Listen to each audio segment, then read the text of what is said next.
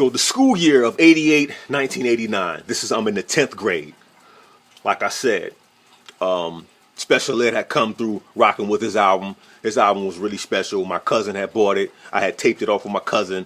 I was a real bandit of collecting albums that my friends had and taping their albums. So I think another album that I ended up taping at this time was Super Lover C and Casanova Rudd. This may have been a little bit after that or maybe before that. Like I said, I'm not trying to get too detailed into dates, but I'm just trying to talk about these albums that I listened to and they had an influence on me. Now, the Super Lover C and Casanova Rudd album was actually, it was kind of a whack album. They really only had two songs, which was the one song, the doom doom doom doom doom doom doom doom doom doom 1 a 2 a pump it up a 1 2 1 a 2 a pump it up a 1 2. Come on, get some, stop yelling it. So that was the joint.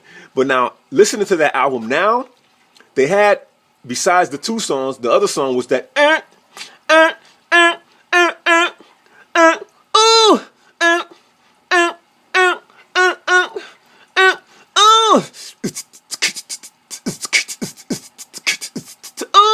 they had a crazy track behind that album, some James Brown track. Hey! And so that was a crazy song. Those two songs were really crazy.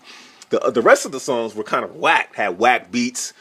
But listening to the album today, the guy who was rapping, I think, which was Super Lover C, he had some skills. He had some lyrics. He was really rapping, really fast, and with the triple styles of the rhymes. That was a great thing on me. It was like the faster you rapped, the more words you threw into your raps, the better you were, to me.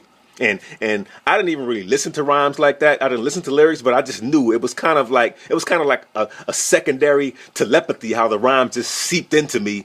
I didn't really know the lyrics, but I knew that you were rapping. Like if you were a whack rapper making hat rhyme with cat, which was like something that MC Hammer did, like MC Hammer was totally just whack to me. So I knew the difference between an MC Hammer and a Kool G Rap. So speaking of Kool G Rap, let's talk about his first album.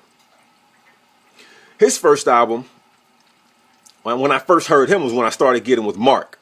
And Mark had this tape from New York. It was I think his sister lived in New York, and she taped a segment of a radio show. And on this tape was the song Poison. Now, Poison, once again, it's like with Kool G Rap and Polo. It was produced by Marley Marl. I didn't know this at the time, but I know it now.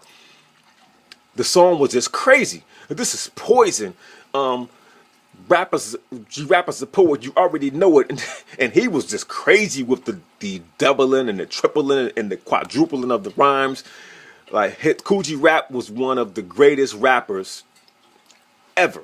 I mean, I may say this a lot, but not actually a lot. But when I do say it, I really mean it. It's known, it's documented. You had the greatest rappers ever, basically ever. Kool G Rap, not in any particular order of who's the best, who's the worst. So Kool G Rap, KRS-One, Big Daddy Kane,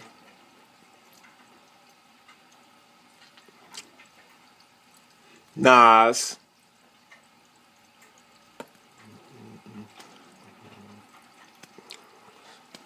Chuck D, Jay-Z,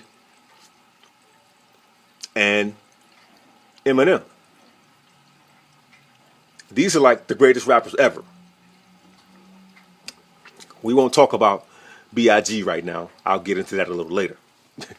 But those rappers are undisputedly the greatest rappers to ever rap, to ever touch a microphone, to ever write down lyrics on a page, to ever deliver lyrics on a professional, MC album that was signed to a major/independent label.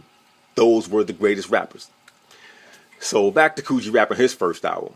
Now, with all of Kool G Rap's albums, every album that he ever released, Kool G Rap's problem, which is a known documented problem, he never had a gold album, was because even though he was the greatest MC with the greatest delivery, with his speech impediment that he had, he still had a great delivery, and he rhymed his ass off.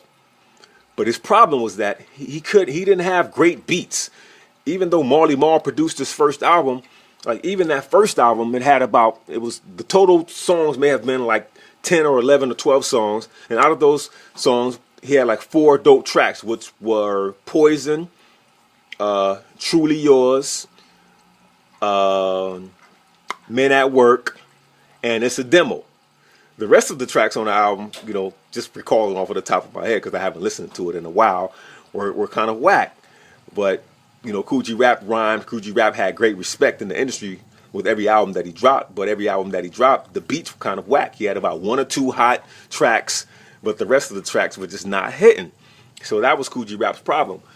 If he had better tracks on all of his albums, he maybe would be a better known MC than he already is, and he may have had a couple of gold albums behind his back, you know, such as Nas did. But because he didn't have those hot tracks with the hot producers, or Marley Marl just couldn't lace him up like he laced Big Daddy Kane's couple of albums that went gold. He couldn't do that for Kool G Rap, so Kool G Rap never had a gold album. But Kool G Rap was a great influential MC, one of the greatest MCs of all time. Yes, he was. Yes, he is.